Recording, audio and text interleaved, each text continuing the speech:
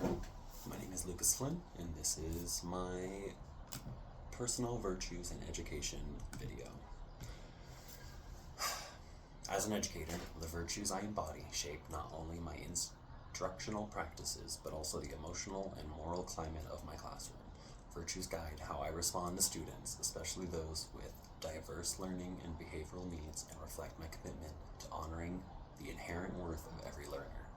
Grounded in the concept of Imago Dei, I believe every student is created with dignity, purpose, and potential, and my role is to nurture that reality through intentional character formation. 4 personal virtues across the domains. The first is the civic virtue of respect. Respect guides how I interact with students, families, and colleagues. In an inclusive classroom, respect means honoring diverse abilities, communication styles, cultural backgrounds, and lived experiences. This virtue supports an environment where students feel safe, valued, and heard, which is especially critical in special education settings where trust is foundational to learning. The moral virtue of compassion. Compassion allows me to respond to student behavior with understanding rather than judgment.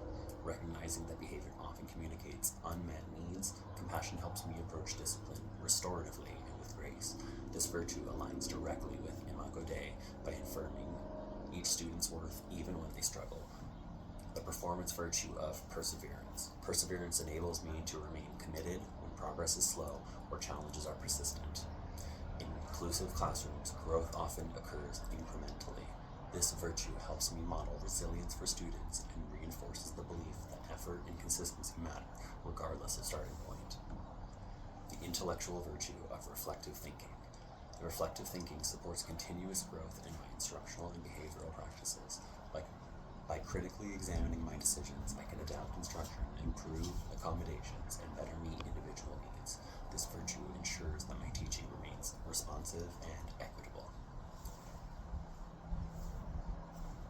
Virtues most critical to my role as an educator. The most critical virtue in my role are compassion, respect, and perseverance. Together they reflect Imago Dei by recognizing that every student is valuable, capable of growth, and deserving of patience and dignity.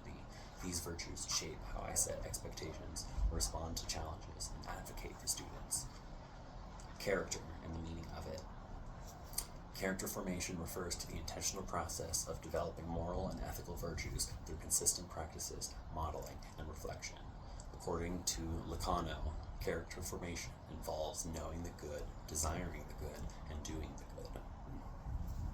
For me, character formation means helping students internalize virtues that guide their choices both inside and outside the classroom.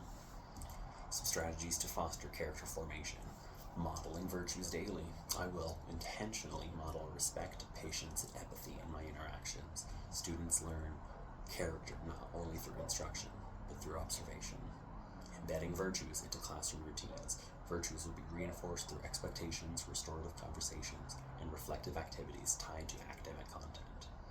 Restorative and reflective practices. I will use guided reflection, problem-solving discussions, and restorative circles to help students understand the impact of their actions and grow responsibility. These strategies are integrated naturally into instruction, behavior, supports, and classroom culture rather than taught as isolated lessons. To continue developing my character as an educator, I will engage with research on character education, reflective teaching practices, and trauma-informed instruction.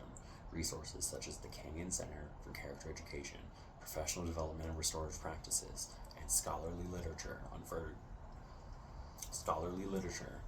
on virtue ethics in education will support my growth. Thank you very much, and I appreciate your time.